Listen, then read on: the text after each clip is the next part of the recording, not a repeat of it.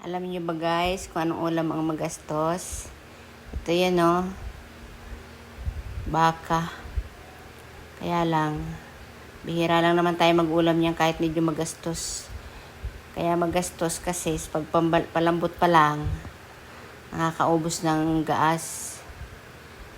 Kaso, nakakamiss mag-ulam ng baka. Kaya kahit once a month lang, ulam muna tayo ng baka. Napakamahal pa kasi ng MGAS ngayon eh. Tinamad kasi ako maggatong ng apoy dun sa taas yung kahoy.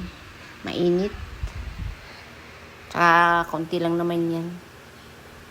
Bihira lang naman pati mag-ulam yan. 2 gulay nga lang din nilagay ko eh. Para tipid.